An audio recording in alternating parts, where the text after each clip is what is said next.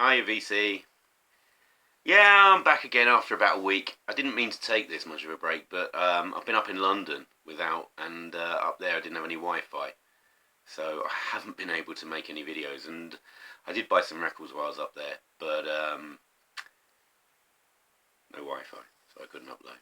But there you go. Um, I'm going to show all those later because I'm still cleaning and listening to them, um, as well as other batches that I've bought recently. But I thought I'd just finish off my Gimme 10s. Um, as I think I mentioned before, I stopped buying vinyl in 1993, uh, which was November 93, which is the date I left for Japan to live there for a while. And I stopped buying vinyl, switched over completely to CD just because of space, and I knew I'd be shipping stuff back eventually when I did come back. So obviously vinyl was out. It was just not going to happen. So this is basically the last few vinyl albums that I bought, plus a couple that I've managed to get hold of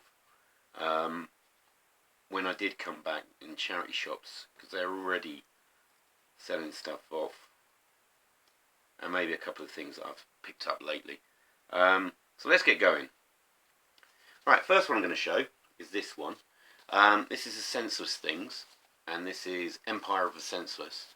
Got a really grotty sticker on there. I'm going to have to get the Goo Gone on there again. I've already tried to do it at least twice. Going to have another go at it. This was released in '93. Oh, by the way, this is a Gimme 10 plus a couple, by the way. Just in case you get fed up toward the end. Senseless Things were they kind of were popular in the early 90s. They rode in on that Wonder Stuff, Ned's scene. Had a couple of top 20 singles.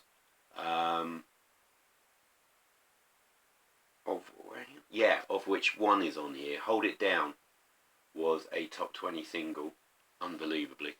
But this is a really good album. I played this again a couple of weeks ago, and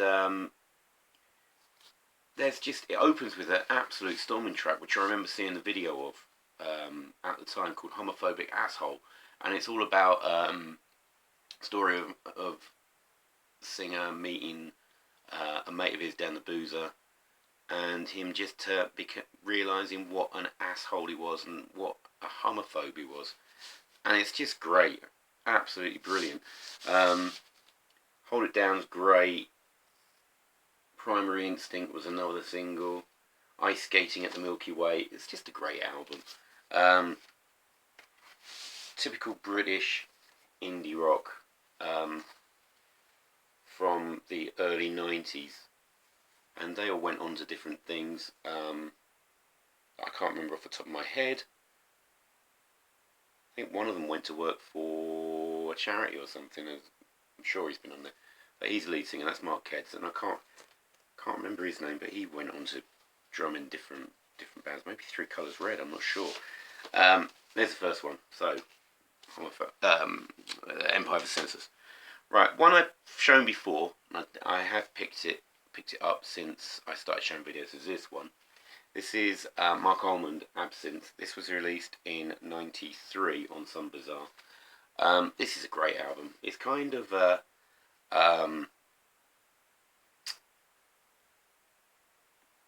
companion. That's the word I was looking for. Kind of a companion to his album Jacques that he released, of Jacques Brel covers in French around the turn of the decade, 89, 90, something like that. And this is more French songs, but this is other artists, other writers. And these are English language versions in the main. So you've got people, lyricists, Charles Baudelaire, you've got Juliette Greco, Jean-Paul Sartre.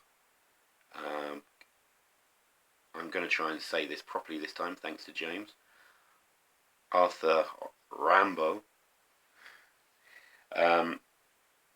all kinds of Charles Aznavour. It's like, but it's just, it's all in his performance. I think I just love his performance of these songs. It's absolutely glorious. Just a plain, and there's a Some Bizarre. There's a label. There we go for you label freaks.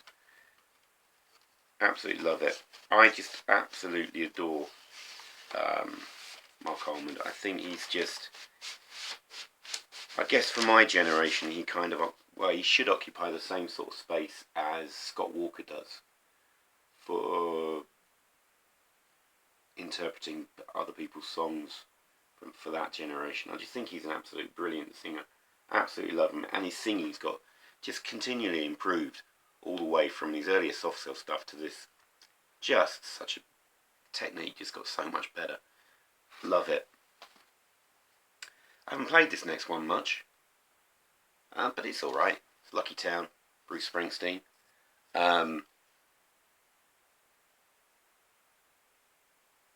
It's a decent enough album. About what I'm going to say about it. Right, this next one I loved. I saw this band in about 91-ish, 1991, up in Liverpool.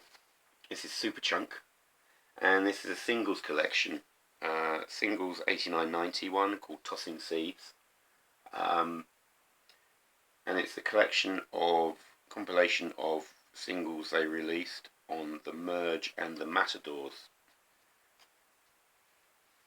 labels, and it's got, I mean, just one, my favourite song in here is Slack Motherfucker, and it's so good, just so good. They do a decent version of Train from Kansas City as well. Seed Toss, it's great, and it's on a, I haven't got many coloured vinyl, but this is on a really nice red with quite nice labels. There we go, and then the B is the reverse. Really loved watching this lot, and I've tried to keep up with them. Didn't buy much more, but I've listened to them, and although they didn't do as good, they were brilliant that night, and I loved them. But there we go, Superchunk. Right, the next one. Right, this for me, if I didn't have this album, it would be an absolute grail. So I'm absolutely delighted that I still own this, and I do own this. It is one of my favourite albums. I don't think it quite made my top 20 when I did that, but it would have made my top 30. Maybe I'll do another addendum to that. That's an idea, isn't it? Right, this is UF Orb by The Orb. I know most people rate Adventures Beyond the whatever it's called, Ultra World or whatever it is, their debut album, but I absolutely love this. I'm going to pull this out. I did practice taking this out the other day so you can see the cover, because it came in a blue vinyl slip sleeve like that, and then you've got the cover.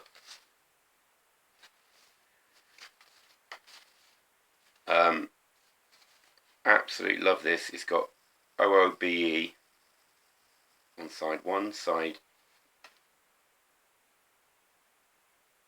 with UF Orb. Then it's got a short version of The Blue Room, which is famously their 39-minute long single, to which they played chess on Top of the Pops to, which is genius.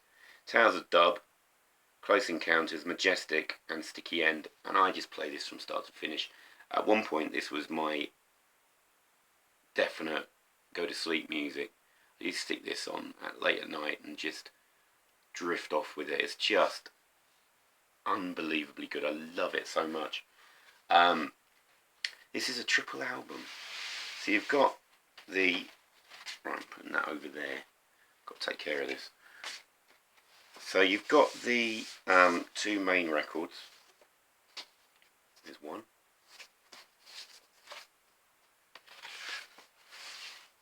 With, there we go, Orb label. Then you've got, whoa, don't want to lose anything. You've got, oh dear, oh dear. Then you've got record 2, which is in a nice green sleeve. There we go. Also with this, you have got this, which is it's a live version of Adventures Beyond the Ultra World, Patterns and Textures version, which is basically a live version of Adventures Beyond the Ultra World. And you could only get this on vinyl with this set. I did find a bootleg of it in Japan, so I've got a CD version as well. The only way you could get the CD legitimately was to buy the VHS cassette. And I remember seeing one at the boot sale in 1993 before I left for Japan, and I didn't buy it, and I regret it. Or never leave anything you can find. Never. If you've got the money. And then you also got a couple of art prints. There's one. And is it that way around? I think it's that way around. There we go. Quite Dali-esque, that one. And then, of course, just a little mailer thingy. I remember spending one morning going from record shop to record shop in North London until I found a copy of this. I think I got this eventually in a record shop in North Finchley. I couldn't even tell you where that record shop, what the name of it was. But I went everywhere trying to find a copy of this, because I knew it was coming out and I was desperate to get it. And my word, I'm so happy I did get it, because it is such a brilliant, brilliant record. I think I've only ever played this once, because as soon as I got it open and carefully slit this open, I just taped it, all of it. So I played the tape to death. But I think this has only ever been played once. But I love it. Absolutely brilliant. There we go, the orb. Let's do that one next, because it kind of comes... These are all, not in any date order. These are all record... Oh, I don't know whether I mentioned... I'm going to have to put it in the title. But they're all records I bought between 92... Well, they're all released between 92 and 94. The vast majority I bought at the time. A couple of editions. So, also got that, which is Incesticide. The Nirvana first Nirvana compilation. This was lots of singles releases that... maybe on some of them on Sub Pop, B-sides, all kinds of stuff, and a couple of new tracks. But I just absolutely love this. I know this so well, this album. Dive, Sliver, Stain, Been a Sun, Turn Around, a couple of Vaseline's covers, Molly's Lips, Son of a Gun, which I think is the other one. New Wave Polly, which is a fast version of Polly, off of Nevermind. Beeswax, Downer, Mexican Seafood, Hairspray Queen, Aero Zeppelin, Big Long Now, and Aneurysm. Just love this. And then you got that. Just a Stop Geffen label. With some basic liner notes. I was so into Nirvana. So into grunge. So into grunge. And then, of course, just before I left, for me, it's their absolute masterpiece. I think, personally, it beats out Nevermind. Is this one, In Utero. What can I say about this? Kurt Swan Song. Played and played and played this. At this point, I was taping my records. I didn't even played this once, taped it, and then listened to the tape. So it should be in really sweet condition. What you can see, it's hardly been handled.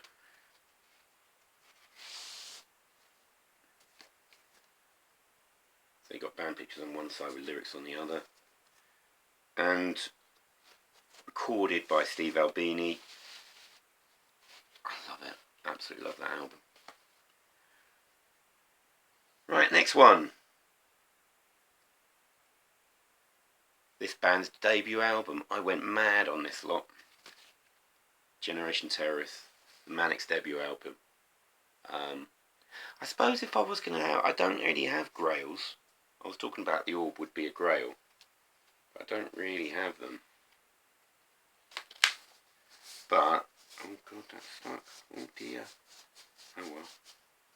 There's nothing to do about that now. Hopefully that won't. Don't really have grails, but I suppose one grail would be an original copy of the Holy Bible on vinyl. I don't even know if it ever got released on vinyl. I bet it's a pretty penny though, because that is just a magnificent album. But this one, great. I mean, who else but the Manics would come out with a debut album that's a double? Um, just stupendous. I'm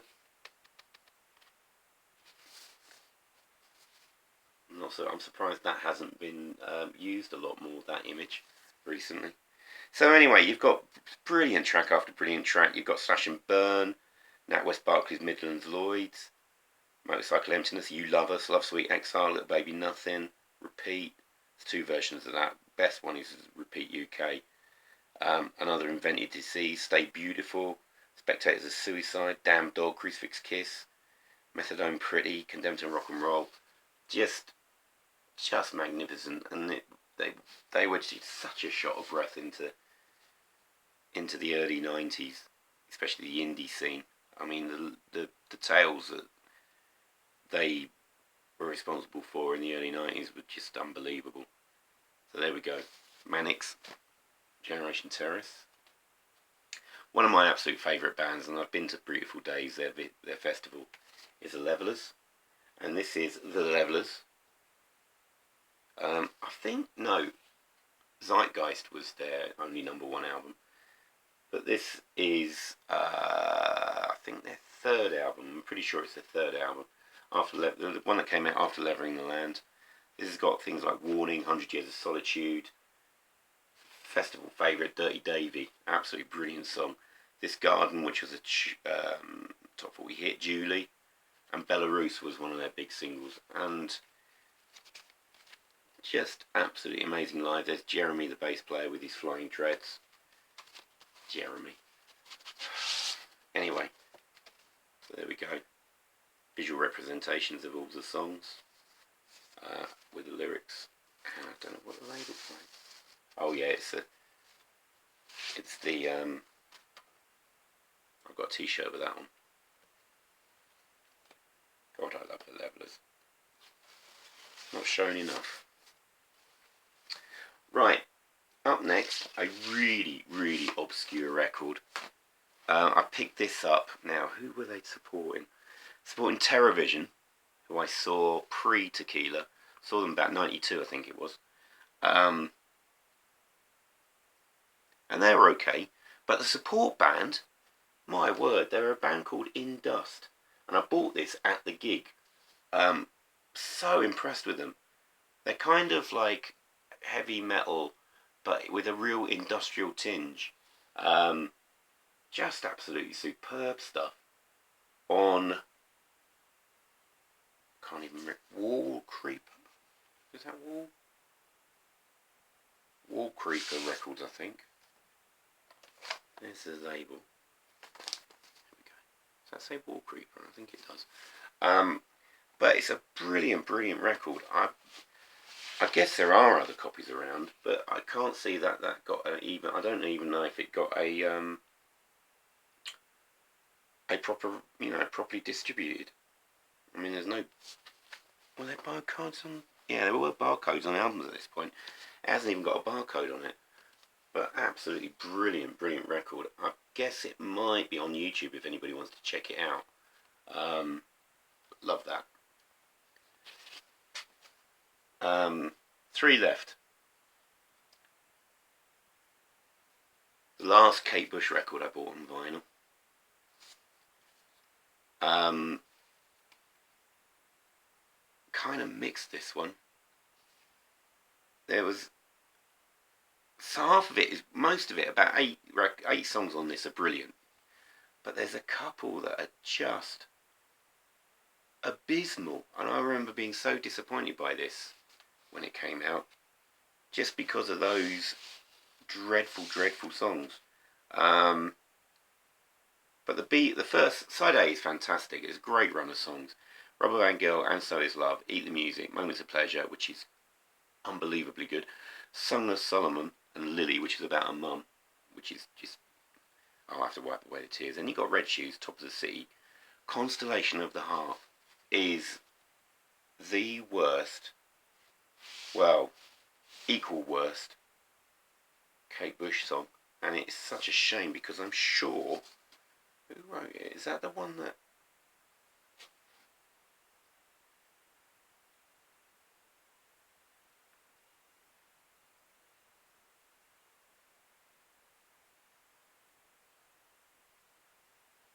Because Prince had a hand in one of these songs. Was it Constellation of the Heart? I'm not sure. But anyway, it's abysmal. I'm just gobsmacked how bad it was. And then Why Should I Love You, which I'm pretty sure has got Lenny Henry singing on it. I know he's on one of them. Is that Why Should I Love You? Oh, Why Should I Love You has got Prince connection, which just doesn't work at all. And coming from two of my, my favourite artist and one of my favourite artists, you'd think it would be better than that, but it's just awful. It doesn't work. Trying to work out which one Lenny Henry sang on. What was that? Oh yeah, it was Why Should I Love You. It just don't work. It's Kate trying to be funky, and I'm sorry, but Kate's a goddess, but funk isn't one of her strong suits. There we go. Right, I'm going to show this again because nobody's listening. I think this is the third time I've shown this record. It is a genius record. Everybody should own it, and nobody heard it. It's Big Chief, Mac Avenue Skull Game. I'm not going to go on and on about it. I bought this originally on a CD in Japan, and I love it so much that when I got back, when I started buying vinyl again, I had to make sure that I bought this because it is a stupendous record. Please, somebody listen to it and tell me I'm not mad. It's the imaginary soundtrack to a film about a pimp and his bitches and sounds really bad saying it. And his girls. Sounds awful. Anyway, pimp and his girls and how the tables get turned. But it's the finest grunge, soul, funk, punk hybrid I've ever heard in my life. It's just absolutely magnificent. There we go. Big Chief, Mac Avenue Skull Game. Go on, somebody listen to it. Somebody listen to it. Right. And then just to finish off, the last one. So that means no more 90s records. Is this one. And you all know, if you've been watching my videos, you know how much I love the Babes. This is Fontanelle. Kind of the I released one more album which I've got on CD, but that it's just not that much cop, to be honest. But this is when they were still at their peak. Handsome and Gretel, Quiet Room, Pearl, Mother, just still great. Bruised Violets on here, which is a great single. There's the girls, Ladies, She Vixens from Hell, I don't know, and it's on Lovely. Another red vinyl record. There we go. There we go. So that is it. That brings to an end to my 80s, 90s records. Don't know how long I've been uploading these videos for, but it's been a while. I've got a nice big shot on my forehead there. So, thanks for all the people who've sat through every single video. From 1980 all the way to 1993, 94. Well done. And thanks for watching. Cheers, VC. Bye.